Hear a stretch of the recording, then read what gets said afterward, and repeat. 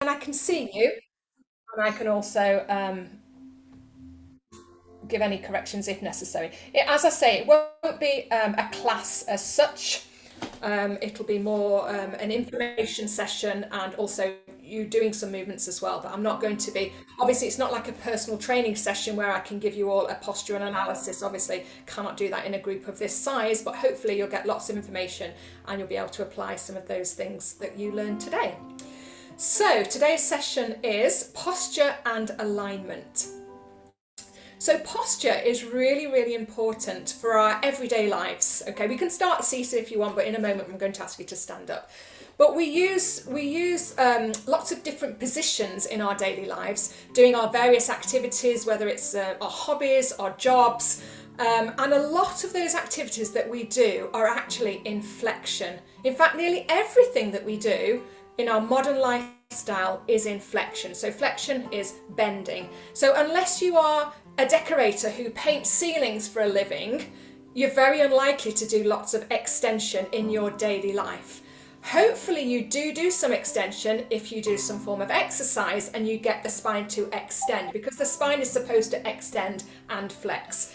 But what I'm trying to make the point of is that we spend a lot of our time in flexion, and then because of that excessive flexion that we do, and because of lack of movement and lack of activity compared to maybe say 50 years ago, we're much more sedentary in our lives these days, and so we tend to be in flexion, and that obviously over time will affect the body. So a lot of us stand our regular everyday stance a little bit rounded, shoulders rounded, upper back rounded, and that just gets worse. I hate to say it, but with the aging process, that is part of the aging process generally for most of us, that we start to go forwards a little bit with our upper backs, and our head posture is really important as well.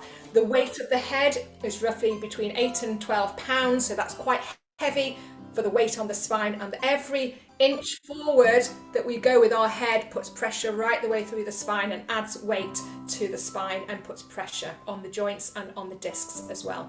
So we want to be able to know how we can correct things to a certain degree, but we need to know how to correct it. Okay, we always must remember that with these postures that we have in our daily activities, postural muscle changes and tissue changes will occur. So there's only a certain amount that we can do through exercise, but we can do quite a lot. And even just about, could you all just make sure you're muted, please? Yeah. Even just a small change in posture can actually reduce or even eliminate pain. So we want to know how we can stand well and what we can do to be proactive to improve our posture. Okay, so I'd like you to start just by standing, if you don't mind, or if you need to stay seated, that's okay as well. And I'd like you just to slump, okay? I'd like you just to kind of round your shoulders.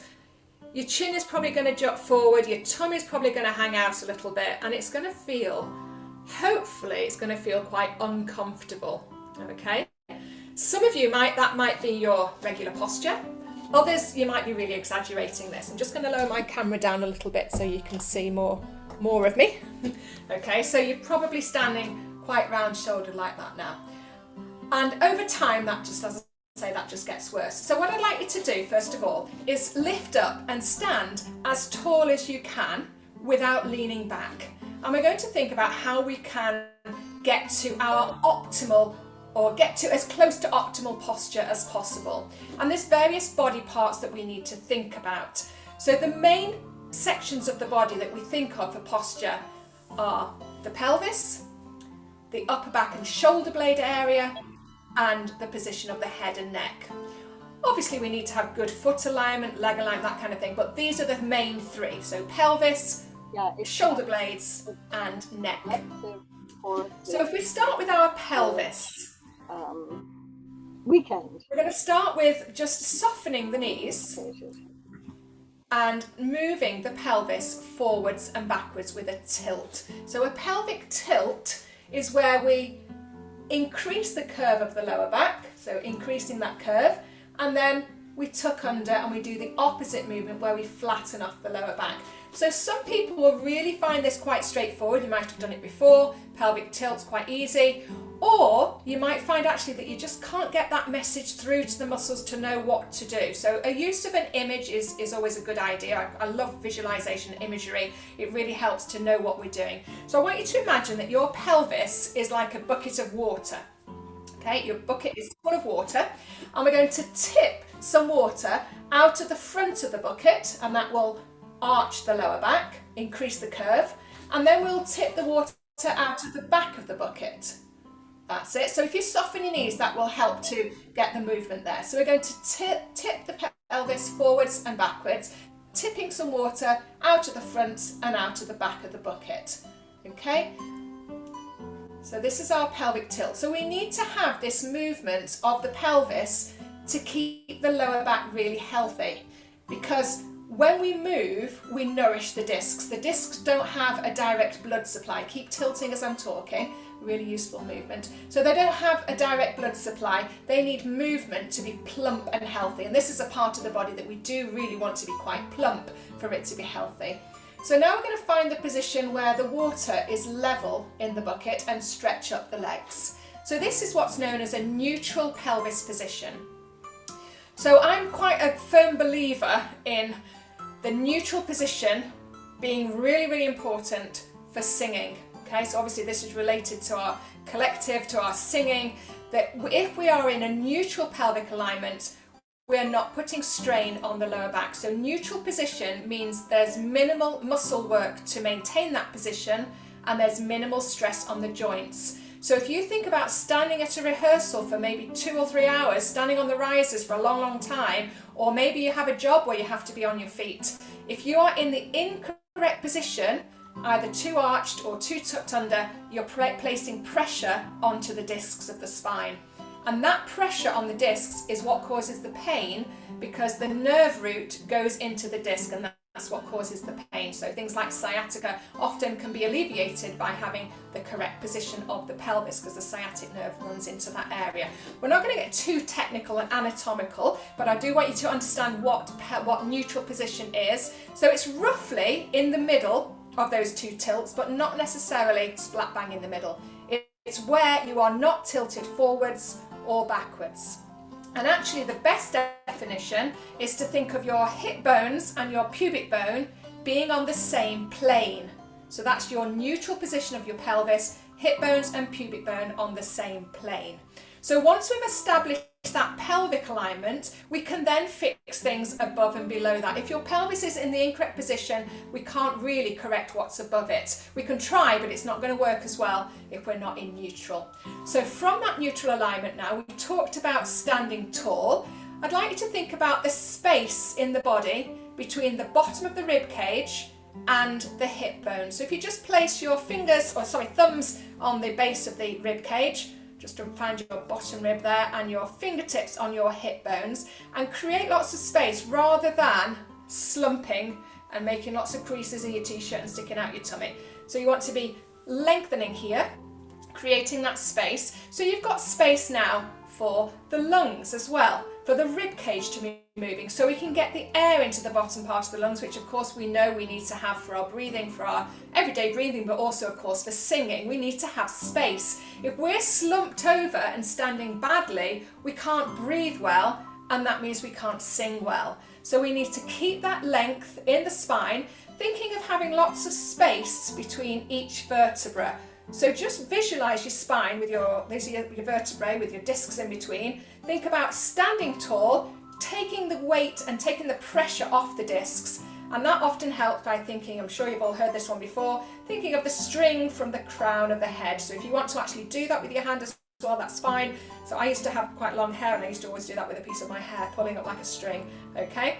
So that is that visualization of lifting tall. So whilst we have that lift in the body, the crown of the head reaching up to the ceiling, I want you to also imagine a little weight from your tailbone that's just anchoring your tailbone down to the floor. So we get that almost like a two-way pull in the spine, and we get that lift and length. That's lovely. So already I haven't spoken yet about shoulders, but already I can see that a lot of you have opened up the chest because you've been thinking about that space in the lungs, and you've been thinking about opening and standing tall, and that has improved the shoulder blade alignment, even without me asking you to do that. So that's brilliant. So what we're going to do now is actually just start to move the shoulders around. So like we did with the pelvis, we moved it around first, and then we stabilized it and found that neutral position. We're going to do similarly with the shoulders. So circling the shoulders around, try not to move the lower back when you circle your shoulders. So how do you do that? How do you keep your pelvis still? Well, we need to engage the abdominal muscles just a little bit. So just do 2 more circles, and then I'll talk to you a little bit about abdominals. And relax. Okay. So we have 4 abdominal muscles. For Pilates, we're going to think about just 2 of them really, the deepest 2 muscles. And those are the ones that are closest to the spine. If you think of them being right inside deep in the body, those are closer to the vertebral column, to the spine. So we get that sense of stability around the pelvis. And to engage the core, these are your core muscles. To engage the core, think about your 2 hip bones drawing towards each other. Now this is just a visualization, they don't physically move, but we're just picturing these 2 bony points here at the front of the pelvis, the bony points that you often refer to as the hip bones, just drawing gently towards each other. Alternatively, if that doesn't work for you, if you can't feel any switching on there, you can think about your navel drawing into the spine, or you can in fact do both of those. So we're establishing that strength, what Joseph Pilates called the powerhouse. That's our core. Strength comes from within, from there. So we don't want to be gripping and tensing the muscles because that creates tension. We just want a slight switching on. So I'm going to give you another image now that's really important for this. Sorry, I know we did shoulders and went back to here, but it's also relevant, of course. So I'm going to give you another image, and this is now a belt around your waist. And this belt has got 10 holes in it. So what I'd like you to do is put it through the buckle, do this with me, and pull the belt until you're on the 10th hole. So it's the tightest hole, you've got 10 holes, and you can't breathe, you can't speak, and it's really, really tight. Okay, then let it out halfway. Oh, let it out halfway, fifth hole. And then let it out to either the 3rd or the 4th. Okay, are you with me? So does that feel reasonably comfortable now? You can let go of your belt, it's not going to fall off. We've threaded it through 3rd or 4th hole. So we've got a gentle drawing in, a bit of a switch on, so we're not just letting it all hang out. We've got a slight connection, but it's not a gripping, it's not a tense position. Are you all with me? Thumbs up. Yeah, you're with me for that. So that is our 30 to 40% contraction. So if I was to say to you, right, I'd like you to contract your transverse abdominis muscle 30 to 40% of its maximum contraction. A lot of you would like, what, whoosh, right over the head, and it doesn't really make a lot of sense. So using that image, going from the 10th to the 5th, 3rd or 4th hole, hopefully has made a little bit more sense that we just want a slight switching on, which will enable us to keep that area nice and strong whilst we use our upper body. And whatever we're doing, we might be reaching something off, getting something off a top shelf, anything like that, if we have that core strength. Even opening a jar, if you're struggling to open something, pull in your core and you'll be able to open your jar more easily. Also lots of racket sports, tennis, golf, all those things, when you have the strength in the center, you have more power for your strike. If you're playing racket sport, or for swimming, for your stroke for swimming. So all the strength comes from within. So let's go back to the shoulders, maintaining that little contraction there of the abdominal muscles, and it is just a switching on. And we'll go on to our shoulder shrugs now. So lift and lower the shoulders. Breathing in as you lift and out as you lower. We'll just try 2 more of those. So these are various movements that we can do of the shoulders to keep them nice and mobile. And we should always warm up the shoulders before we warm up the neck, by the way. So we get the trapezius muscles nice and warm before we start to turn the head. Right, so what we're going to do now is imagine in front of us we've got a big tree trunk. So we're going to give that tree trunk a hug. So hugging and feeling that your shoulder blades are moving away from your spine. So they're moving away from the spine, they're separating out there. And then take the arms out, and this is now you're on the front of the Titanic, okay? And you're going to lift up your breastbone, Extend the spine a little bit at the top and squeeze your shoulder blades gently towards each other. So if you decide to be Kate, you've got the wind rushing through your hair on the front of the Titanic. Okay, or you might be Leonardo. And then again, rounding, flexing, curving, hugging your tree, and then open out, front of the Titanic, squeeze your shoulder blades towards each other, and release the arms. Good. So when the shoulder blades move away from the spine, that's known as protraction.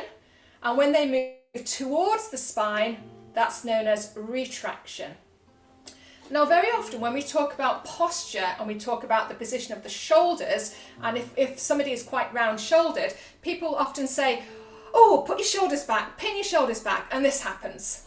And we get this, a bit like almost a military stance. So that's not great for the shoulders either, because that's taken us into retraction. So just as we did for the pelvis, when we did the two different tilts and we found the neutral position, which was roughly halfway, it's the same for the shoulder blades. The neutral position is when we're not protracted and we're not retracted. Okay, so just have a few more goes of the protraction, retraction, no arms this time, so just leave the arms down. So you're rounding your shoulders and then you're rotating them outwards. So in other words, it's medial rotation of the shoulders and lateral rotation of the shoulders, but also we're moving the shoulder blades, protraction, retraction, and then find your neutral position roughly in the middle. And I say roughly because if you are walking around a lot of the time very, very round-shouldered, you might not be able to go back very far. So actually your halfway point would still be too far forward. So it's not always halfway, but it's where you're not protracted and not retracted, okay? So we've established our neutral position of the pelvis. We've established our neutral position of the shoulder blades. What I'd like to do now is get a little bit of movement into the upper back area. So before we get onto the neck, we're not going to move the neck just yet. We're going to think about that thoracic area. Actually, you know what we're going to do first? We are going to do the neck. I've just changed my mind about something. We're just going to see how much movement we have in the neck naturally. We're fine to move the neck now. We've warmed up our shoulders. So I'd just like you to turn your head from side to side, not too quickly, and just make a mental note of how far you've turned your head. So just make a mental note of what you can see as you turn your head. If you've got any I don't know, mark on the wall, or you're looking at a bookcase or anything, picture frame, something on the wall, okay, and be mindful of how far you've turned your head, and then come back to centre. So try and remember what those 2 points were when we come back to this exercise after having done the thoracic spine. So the thoracic spine is the upper back area. We're going to do an exercise where we mobilise the thoracic spine without moving the neck. Some of you will have done this before with me in some of the warm-up sessions that I've done, the physical warm-ups, and then we'll see how that actually mobilises the neck even though we're not moving the neck. It's quite miraculous. So we're going to start by just twisting the shoulders and the upper body without turning the head though. So Deborah, inner curve, just be careful. Head to the front still, Oliva as well. This is a really common one. People want to turn the head. Try and keep your head to the front. Brilliant, that's it. So the image that I use for this one is the coat hanger. Okay, so your coat hanger, your head is the hook at the top, and this is the shape of your coat hanger here. And you're just like you're twisting the coat hanger, but you're not actually using your arms for now. We will do in a minute. So just twisting your body, that's it, lovely. Nice. So when you do this, try and keep your hips reasonably still, unless you have osteoporosis or osteopenia or a lower back issue that causes any discomfort, in which case allow your pelvis to move. But if not, just try and keep your pelvis pretty still and it's your upper back moving. You might find the more that you do, you actually start to go a little bit further round. Okay, finishing in the centre. Now, you know those coat hangers that have got pegs on them, little pegs? Yeah, we're going to peg a sock onto each, imagine that we're going to peg a sock onto each peg. And the socks are our arms. I'm just moving back a little bit so you can see. As we swing now, as we twist the hanger, we're going to swing our socks. So these are our arms, and they're just going to swing forwards and backwards. Well done. They don't go across the body, they just go forward and back. And see if you can increase the speed and also the range of movement. So just a little bit higher. Your pelvis will move a little bit now. Now we're making it a bigger movement, but try not to swing it around too wildly. That's it. Generally speaking, we have the palm turned in, and that's just less risk of impingement on the shoulder. Okay, now cross your arms across your chest, soften your knees, and go back to your twist, but a little bit faster. You might hear the odd crack in the spine, don't worry about that, it's just freeing things up. If it hurts, decrease the range of movement, so go smaller movements if it's hurting. Hopefully it's not hurting, it's freeing things up. We're still keeping our head to the front. So this is why it works so well, because we're not actually turning our head, but we are freeing the neck. Good, just about 4 more. 2, 3, 4, and come back to centre. Right, now let's go back to our head turns. So we're going to turn our head from side to side. Remember the points that you could see before, and hopefully that has improved and that you can see further round. Don't worry if you can't see any further round, because it may be that actually your neck was fine in the first place, you didn't have any stiffness there, you had a good range of movement, and there's no need to go any further. Okay, come back to centre. Could you just all put up your thumbs if you noticed any change, whether it be right side or left side or both sides? Put up thumbs if you notice any difference. Oh, lots of thumbs going up. Oh, some thumbs on the screen as well like that. Brilliant, excellent. So that was the majority, if not all of you. I didn't check if it was absolutely every person, but lots of hands, lots of thumbs going up there. So that's just a really good way of freeing up the neck. We need the neck to be free when we're singing, don't we? I just was in the session with Ginevra, I don't know if any of you were in that session, and she was also talking about that, how when the outside here is free, then also it will help with the freedom of the vocal cords as well.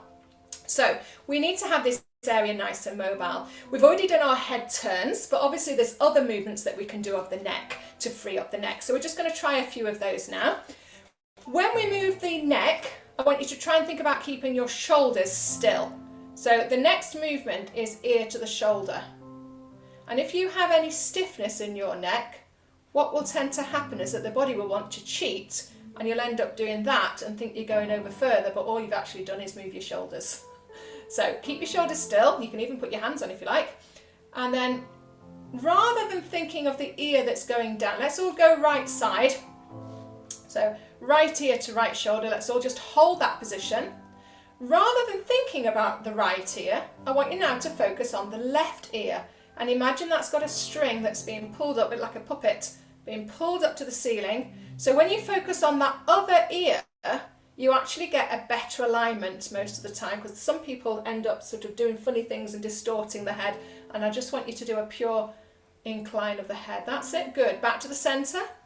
And over to the other side. So now focus on this right ear, lifting up. Well done. Keep the shoulders still. Make sure you're not bending over at the waist. No movement at the waist or the shoulders. It's just the neck. Good work. Well done. Let's try one more each side. So over to the right side. Back to centre. And the left.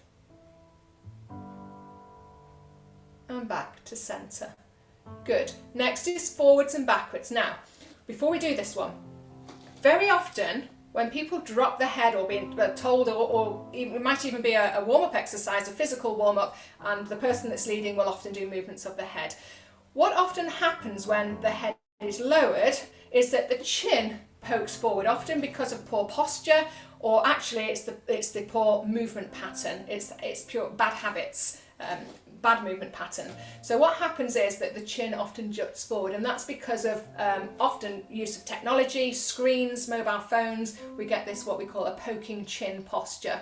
So we need to first of all retract the chin. So I've just placed 2 fingers on the front of the chin and draw the chin in, and that should hopefully lengthen up the back of the neck. So when we were talking earlier about the 3 body parts needing to be in neutral, we talked about pelvis, shoulder blades and neck. When the chin is drawn back slightly, not too much that it's painful, but that puts us in a neutral position of our head. And what I was meaning before with our lifestyles and our jobs and use of technology is that very often the chin is too far forwards, which will cause discomfort and pain, potentially problems further down the spine. So chin retracted, Then lower the chin, and I want you to just put those two fingers now, instead of being on the chin, you're going to put them just behind the ears, on those bony points behind at the back of the ears. Yeah, those bony points, knobbly bits. Find them, you can just put one finger or two, whatever you prefer. And you're going to keep your chin retracted as you lower your chin down. So I want you to feel that that's like a hinge point or a pivot point. And then slowly come back up to centre. And as you lift your chin, just open up the jaw slightly so that you're relaxed. And feel that that movement comes from there again as you lift. And then lengthen the back of the neck as you come back to centre. Well done. So just relax for a minute, bring your arms down. So the problem that often happens when we lower the head is that the chin juts forward, and we get this kind of thing happening as we lower the chin, which puts strain on the neck.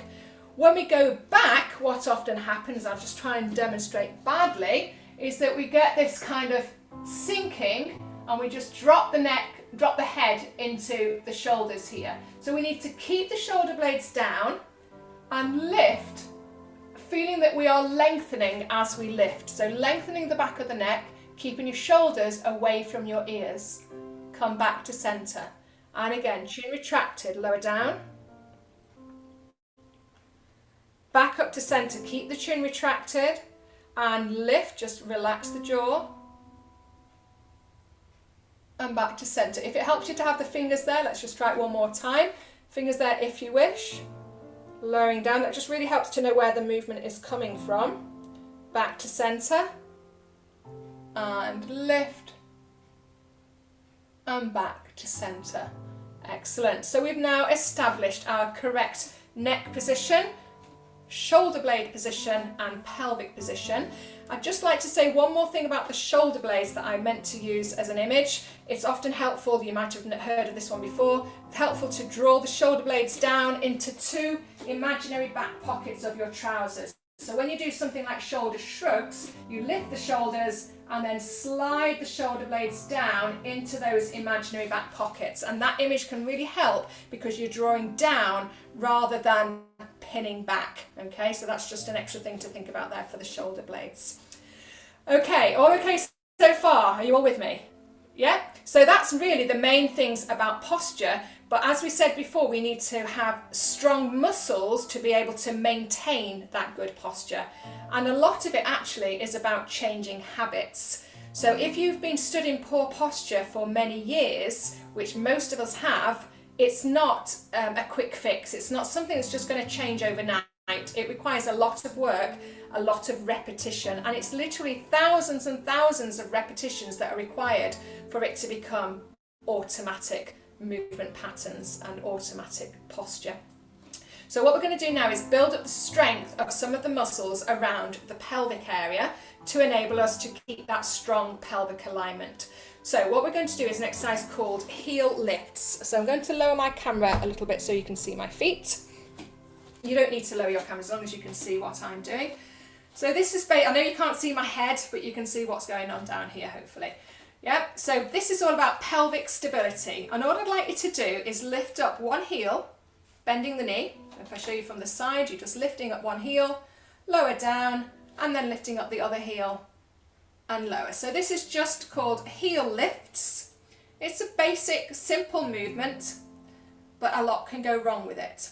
So keep going with that with your feet as I explain to you what can go wrong, and then you just see if you're doing either of these two things. The main two things are the hip pushing out to the side. So as you lift up your left heel, hopefully your right hip isn't pushing out to the side, because that's incorrect. Okay? The other thing that goes wrong, if I just show you now with my right heel lifting, is that the hip lifts. So that's called a hip hitch. So those are the two main things that we want to avoid with our foot pedals. So we don't want the hip shifting out to the sides, and we don't want the hip of the working leg to be lifting in that hip hitch. So in other words, we want pelvic stability. Okay, so just keep going through this. Make sure the knee is pointing forwards. We've got a nice alignment with the foot and the knee. And we're going to progress it onto a foot pedal. So this is pedaling from foot to foot. Again, I'll show you from a different angle so you can see what's going on here. You're basically pedaling from foot to foot. Now, if I were to have you in a class what I would actually do at this point is stand behind you all, and I would watch your pelvis from behind, because that's easier really to see if there's any of this kind of what I call the Marilyn Monroe wiggle. Okay, we don't want any wiggling, any hip shifts. We just want that pelvis moving directly up and down. Really good movement also for the feet, for mobilizing the toes, for getting the blood flowing around, great for circulation. It's one of those ones in the on the chart on the plane in the pocket, you know, those ones for moving around on a long haul flight. This is always listed as an exercise to do. I've done it many a time if I've been stood in the corridor waiting for the toilet, in the aisle, not the corridor, the aisle. In fact, I had a couple of passengers join in with me once when I was doing the exercises. 4 more. Keep the pelvis really level. So if you've got a strong contrasting colour, you might even be able to see that that bottom of your top just stays really level without any kind of wriggling around. Okay, could you all now stand with your right heel lifted? Keep your hands on the top of your bucket of water. If you want to think about your bucket of water again, you're keeping that water level in the bucket. And we're now going to see if we can balance lifting one knee, the right knee, up into the air. So if you need to hold on to something at this point, that's absolutely fine. Put the foot back down and do the other side. So this is a really good diagnostic exercise to see if you've got that, not only the balance, but actually the pelvic stability and the ability to keep the pelvis level. So I'm going to make it a little bit more challenging now by stepping out to the side, step out, transfer the weight onto the other foot and lift the leg. So not too fast, step out, transfer and lift, and that water is staying really level in the bucket. Very nice. Step out, transfer and lift. One more time, step out, transfer and lift. Good work. Just give your legs a little shake, just have a little bit of a move around. Sometimes when we're working on mobility and when we're working on stability, we often find that our body becomes a little bit rigid and tense because we're trying so hard and we get a bit of that tension. So just let everything go, just be like a little floppy puppet. Okay, and then we'll go back to another exercise, and this one is called the tightrope exercise or tightrope position. So the full position is one foot in front of the other, again showing you from side on, as if you were standing on a tightrope.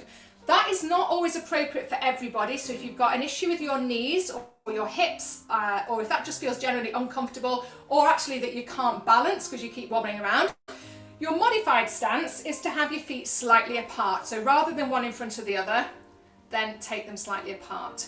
Now just glance down at your feet and check that your toes, as much as you can, are pointing forwards and that you haven't turned them out. So just try it for a minute. Just turn out the toes just a little bit, and you'll find that that's actually easier to balance, isn't it? When you've got your toes turned out, that's easier to balance because you've got a bigger base of support and it's just much more stable. So now put your toes pointing forwards. Bring that foot across if you can, or maybe just a little bit across, wherever you find it's right for you. And make sure that your legs, both of your legs, are straight.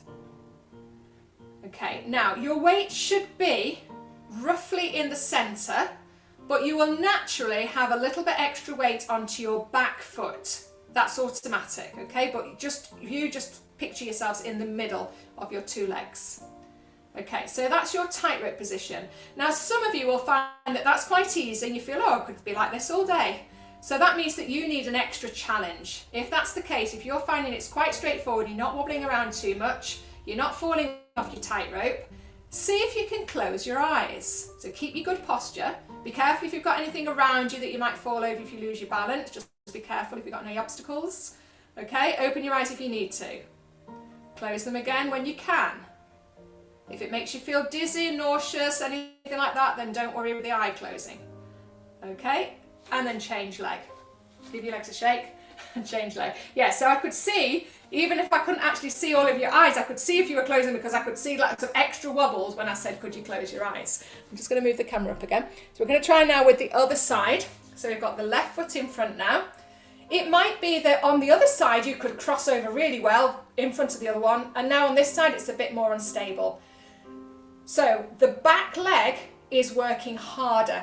You may feel it in your glute, your gluteus maximus muscle, your big bottom muscle. You might find it that you feel it there. You might feel it at the back of the knee. You might feel it in your calf or around your ankle.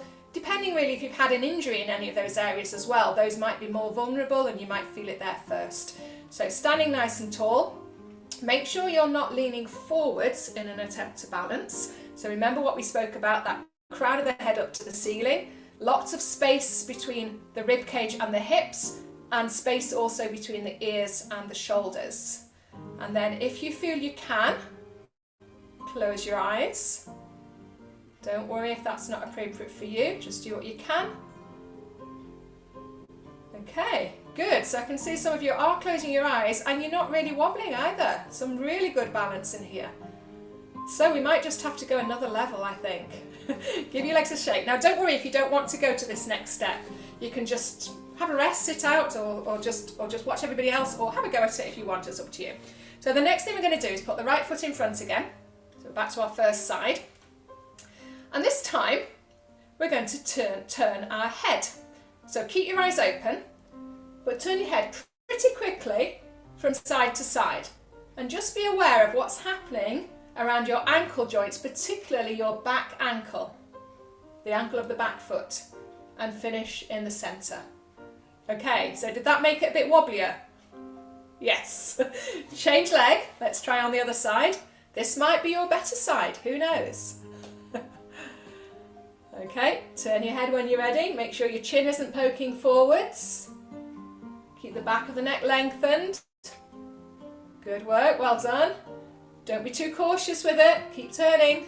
A little bit faster if you can, as long as you're not going dizzy. And finish in the centre. Well done. So give your arms and legs a shake. So the reason that those things became more difficult, first one was when we closed our eyes, second one was when we turned the head, is because we rely on our eyes and our ears for balance, okay? So if we are in a good posture, we've got more chance of having good balance because everything is stacked and the body is in the position that it's supposed to be in with the weight in the correct place. If our head is too far forwards, then as I say, we put pressure through the spine and it also will affect the balance. So standing up nice and tall, we've got a good start if we have a good posture, and we also use our eyes to take in all the information of everything that's around us. So we get messages from the eyes, we get the messages into the brain that go to the muscles that find our stability. If we close that off by closing our eyes, we don't have that information anymore, and then we become less stable. Same thing with the ears. We have the balance mechanism of the ears, the fluid in the ears, that even if you have a cold or your ears are a bit blocked up, you'll notice perhaps that your balance is affected by that as well. So, finishing off with this exercise, our ultimate challenge for those that want to have a go. You know what's coming, don't you? Right foot in front, eyes closed, head turn. Off you go. You might only be able to do 2 or 3. Have a go. Well done. Brilliant. Excellent. Finish in the centre. Let's have a go on the other side. Left foot in front. Stand tall. Good posture. Don't stick out your bottom. Eyes closed. Head turns. Oh, now this is my wobbly side. You'll probably find that you've got one side that's worse than the other. And open your eyes and relax. Good work. Just have a little shake out everywhere. Okay. Right. Our last major exercise that we're going to learn today is called the squat. Now, I'm sure that lots of you are familiar with the squat movement. The squat is a really, really important movement that we should be doing every single day of our lives. Okay, I'm just going to show you with my sofa there in the background. I'm going to show you how you could incorporate the squat into your daily life. Okay, you ready? Can you see me all? You all see me? Yeah? Okay, I'm just going to sit down, right, and I'm going to stand up. I've done a squat. Okay, sit down, stand up. How do most of us sit down? Most of us, okay, we put our hands on the chair, or we put our hands on the arms if we've got an armchair, or we put the hands on the table, or probably on our legs. And we do that when we stand and sit, okay? Which some of us may have to do. You may have an issue, a condition, you may not have the strength to do it without putting your hands down. I understand that. But if you don't have to do it, you shouldn't do it, okay? Because there's all those opportunities during the daytime to squat without even thinking, oh, I've got to do 10 squats today. You probably do 10 squats anyway if you don't put your hands down when you stand and sit. Okay, so sit to stand exercise, brilliant exercise for strengthening all around the thigh. So we strengthen the front of the thigh, the quadriceps, we strengthen the back of the thigh, the hamstrings. We also strengthen inside and outside of thigh muscles, and of course the bottom muscles, the glutes. I love it that some of you are squatting as I'm talking. That's brilliant. We are going to do a few in a minute, so you might want to rest. We're going to strengthen the glutes. We're going to strengthen the back extensor muscles, the abdominal muscles, the core. A real all-round exercise. So, in fact, when I did my Pilates training, we had to do lesson plans, obviously, for our teaching qualifications. And that was the one exercise. I don't know if it's the same now. It probably is, but I did my training quite a few years ago. And that was the one exercise that we had to put in our lesson plan. We had to have a squat in there somewhere, or squats or lunges. And if we didn't have the squat, then it was an instant fail in those days. I don't know if that's still the case, but it was really important to get the squat in. So we need to know how to do a correct squat. So this is a Pilates squat. So you may do, I don't know, you might do weightlifting, you might do work at the gym, you might do a squat slightly differently, but this is a modern Pilates squat, which is a very functional exercise. So we use it combined also with the lunges. It's the same principles that we could use for even tying up the shoelace or putting on a pair of shoes, putting on your trousers, something like that. We need to be able to get that hinge action at the hip. So I will need to lower my camera again. And we're going to start by learning the first movement, which is the hip hinge. So place your fingers just into the tops of your legs where the creases are. And I want you to sit your bottom back, but don't bend your knees yet. So as if you were going to sit down, push your bottom back and then stand back up. Okay, so this is our hip hinge. We're not bending the knees and we're keeping the back in line. So keep going with that. As you squat, I want you to think about the three curves, the three main curves of the spine, the lower back, the upper back and the neck. And all three curves should stay in that same neutral position. So we've already established that neutral lower back curve, neutral upper back curve with the shoulder blades drawing down into the back pockets. And for the head position, imagine you've got a peach under your chin, and you're going to keep your peach under your chin as you squat. Okay, now with the next one, just relax your arms. You're going to do your hip hinge. You're only going to about 45 degrees with your body, by the way, not too far over. And from there, you're going to just bend your knees without dropping the back anymore. So just bend your knees and stand back up and straighten up to vertical. That's it. So our squat has got two movements to go down and one movement to come back up. So the two movements going down are hip hinge and knee bend, and then to come back up in one movement, just pushing through the feet. That's it, good. So hip hinge, knee bend, and come back up. So obviously when this becomes a more fluid movement pattern, there's not so much of a gap between the first hip hinge and knee bend. But you do need to make sure that you do your hip hinge first before you bend the knees, otherwise you get a faulty movement pattern. So this is a really, really good exercise for building up the strength in all those muscles. We can add some arm floats as well, so just taking the arms up in front, and that will work our back extensor muscles a little bit more as well. And hopefully you're feeling that strength building up in the lower body. If it's starting to bother your knees, either stop or just make the movement not as deep. So don't go down as far with your squat. That's it. Make sure you're not going down with a straight back. You need to hinge first. We'll do 3 more. Very good. Hip hinge and bend. Come back up. hip hinge and bend, come back up, and last one for luck, hip hinge and bend and come back up. So we can use that, we can do it as an exercise of course, but we can use it with our sit to stand every day. We can use it also for anything, or sometimes you might need to take a step forward, a bit more like a lunge, but using those same principles. You can use it for anything that you need to do that's at a lower level.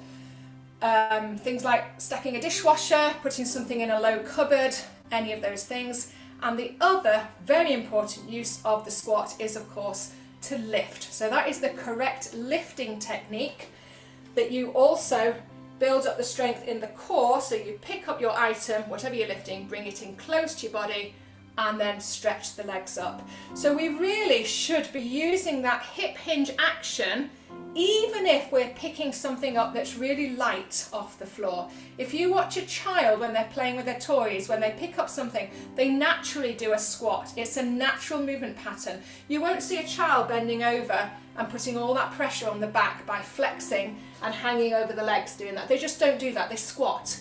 And then we get bad habits as we get older. Actually, probably by the time we starting school, that's when our bad habits creep in, when we start sitting down at desks and things. So that hip hinge, try and do all those squats every day, building up the strength and changing your habits. So every time when you sit down, depending on the chair as well, depending on your knees, depending on other things, but if you can, avoid putting your hands on the chair, on the table around you. Use your core strength, build up the strength in the legs and the glutes. When the glutes are strong, biggest muscle in the body, when the gluteus maximus is doing its job, it takes the pressure off the lower back. Okay, so that just brings me to the end of our session now, but I'd just like to finish off with a nice breathing exercise. So place your hands onto your rib cage, probably flat hands is easiest, and we'll just get that what we call lateral breathing, where we get the rib cage to expand sideways, getting the air into the bottom part of the lungs, and then allow the ribs to come back again as you breathe out. And again, deep breath in and out. Just make sure that you're not getting tension in the shoulders. Let's bring the arms down because that might add to that. So just 2 more. Deep breath in. Rib cage expanding sideways. Breathe out. And the last one. Deep breath in. And out. And then take the arms up as you breathe in. Looking up at the hands and breathe out to lower down. And one last time, deep breath in. And out. And then lift both shoulders and let them drop heavily. Just an audible breath out as well. And deep breath in. Drop. Get rid of any tension. And the last one. And drop. And give yourselves a big clap. Well done. Thank you very much, everybody. We have got a little bit of time if anybody has got any questions, if you'd like to unmute or put it in the chat if you want to ask anything. I hope you've enjoyed it, and I hope you can take some of that away and use it, put it to practice. Thank you. Anybody want to speak? Yes, Rosemary. Yeah, my daughter has fibromyalgia and my husband has polymyalgia. And I think obviously they have problems with the shoulders and the neck. And I think that one is going to be so useful. Yes, yeah. Just because they can't lift the shoulders up, you know, and everything hurts all the time. But yes. I think just that gentle one is really... Yeah, but you can also do it with arms down. You don't even need to lift the arms. You can still get any rotation. Yeah, think of it as being the thoracic spine that's moving, and the shoulders just move because they're connected. So the coat hanger image is a really good one with the socks. I mean, the arms are down for the socks, you know. Yes. That's a really good one. Yeah, you don't have to have the arms lifted if that's painful. I certainly think because when they're driving, quite often my husband can't turn properly. Yeah. So something like that is going to be quite handy to do before before Yeah, driving. I'm glad you mentioned that actually about driving, because there's so many daily activities where we have to be able to rotate, and driving is one of them.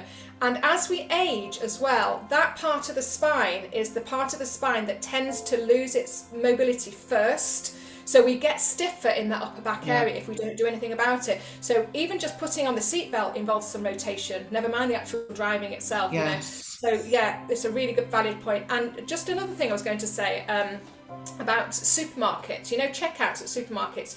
Years ago, they used to be always the same way. So, and they noticed that people were having issues because they were always twisting the same way and not, you know, going to both sides. So now I think it's law in the UK that they have to be facing one way and then facing the other way on another day. So they have, if you notice, supermarkets, they're not always on the same side.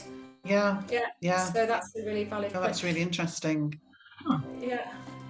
Just one other thing I just remembered I wanted to say about as well about the lower back position. Something again, things that have changed over the years. Do you know it might? I think English people might be able to relate to this more, but it might be the same in other countries. I don't know. But in a pub at the bar, there would often be a rail to put your feet on. You know, like, you know what I mean? To prop your foot up on. And what they noticed, I don't know when this actually happened, but this is what I was told on one of the courses that I went on. At one point, they started removing all these bars, all these footrest things from bars, because it was just the trend just to get rid of them all. And they noticed that their takings went down. And they didn't understand why. And it's because if you are overextended in your back, if you put your foot up onto something, it brings your pelvis into a neutral position. It's a more comfortable position that you can hold for longer. Like I was saying, if you're in a neutral position standing on the risers for hours, it's more comfortable for your back than if you are overextended. So they found that actually they needed to put these footrests back in, because then people stayed at the bar longer and drank for longer and the takings went up. Yeah. Yeah. So that's, yeah. Sorry, are there any more questions? Sorry. Yes, Aliva. So my husband has like spinal stenosis. I mean, he could do everything, but he has a lot of, back pain because of that. Yes. Can these exercises, these Pilates exercises, help him? Most definitely. I would be careful in looking, as in anything. Some of the original Joseph Pilates exercises might not be suitable for someone with stenosis. So you would really need to look for a Pilates instructor that has the knowledge, that's done maybe back hair training. I mean, I was actually trained by a physio. So my Pilates is a clinical approach to the method, rather than just copying the shapes and the patterns and the movements of the original Joseph Pilates exercises. Joseph Pilates actually worked with classical dancers. So a lot of the original exercises are actually quite challenging for an everyday person, and particularly someone that's got any issues. You do have to be careful with that. So I wouldn't just say, oh yeah, Pilates is great, go and do it, because it depends on the teacher and on their background, on their training. But I would always say that movement is good, and we do need to keep moving. Yeah. He is also at the computer a lot, so I think that also messes him up. Yeah, yeah. Any other question? We've got another couple of minutes. And yes, Deborah? I have a herniated disc, lower back, like, I don't know, L3, L4. And your comment about movement feeding the disc, Yes. I found very interesting, because I know as long as I'm doing gentle stretches and working, I mean, I was diagnosed like 21 years ago. So I've been trying to be careful, but I think the movement and walking and things really helps. And so your comment on that, I thought was brilliant. Thank you. Well, years ago, I'm sure it's the same in most countries. Years ago, if people had often for disc injuries, disc problems, or general back pain, they would say, "Oh, stay in bed for a couple of weeks." They don't say that anymore, because that's actually the worst thing that you can do. You need to keep moving. The general rule that we use for Pilates is that you shouldn't do anything that increases any pain. So if you are already in pain, and you can manage, you can bear the movement, it's not increasing your pain, then that's okay, and it's keeping things mobile. But if you find that you are straining or forcing, then you need to reduce the range of movement, because you don't want to be aggravating any conditions. So listening to the body is fundamental, really. Yeah. But yes, movement is key. Movement's really important. Keep moving. Yeah. Even, a brisk walk can often help a back issue. Going for a brisk walk. Yeah. Anybody else? I just wanted, Yes, Selena. I was just wondering, can you get headaches from like, Possible. pushing your chin out a lot at the computer or Yes, most just not definitely. sitting properly? Yes, incorrect position of the head will put pressure onto the neck, onto the discs, and to the nerves. So yes, definitely. Massage, movement, definitely exercising, finding the correct position of the head can reduce headaches. Most definitely, yes, yeah. And you can get headaches from poor posture. Yeah. I've not actually read anything in the chat, so I don't. If people have put anything in the chat, I haven't read it. So I apologise if I haven't answered any questions. But I know we have got somebody looking. Oh, as a physiotherapist, I can see it now actually. But the thing is, I have to go over here to read it, and then you can't see me. I'll just read that last one there. As a physiotherapist, I appreciate all this. Oh, thank you, Paula. It's all just compliments, Julie. It's all what? All just compliments. Oh, thank you. I thought you said problems for a minute. It's like, what? Well, thank you very much. Oh, sorry, Ilse, yes. Do you have a question? Oh, I think you're frozen. Frozen like this. With your hand up. Ilse? April has a question as well. April, yes. I just wanted to say that I was just diagnosed with lumbar stenosis, and for the last few years, if I stand for, I don't know, 15, 20 minutes, my thighs go numb. Yeah. Which is bad. But anyway, your exercises that you did today remind me very much of the physical therapy, some of the physical therapy exercises that they were having me do, Yes, which they actually are. has helped a lot. Brilliant. Yeah, they are very, very much, very similar to physio exercises. Yes. Yeah, really great. Yeah, but the thing, and I don't mean to criticize physios in any way at all, but often the physios will know what the exercise is, but they haven't got the background of exercise teaching that a Pilates instructor has. So really, ideally, is a Pilates instructor who is also a physio. I would say that combination is better than just one or just the other, personally. I mean, I'm not a physio, but I've been trained by physios, so I've had a lot of input, and a lot of the courses and things I've gone on have been physios running them. Yeah. Anybody? Yeah, who was it? Ilse? Is she there? Or is she gone now? Ilse dropped. Oh, she's gone. Right. Well, we are at time, everybody, so I don't want to make you late if you go into any other session. So thank you very much. It was lovely to have your company. Somebody's just saying, let's take a picture. Let's take a picture. Oh, yes. Yeah, hang on a second. I'm just going to remove. Thank you, Paula. Right. I may have taken some candid shots, but you might not thank me for those. Okay. 1, 2, 3. Best smile. 1, 2, 3. Done. Thank you very much. Thank you very much, everybody. Thanks so much. Thank you, Julie. Bye. Bye, Julie. It was a great session. Thank you. Bye. Bye-bye. That was great.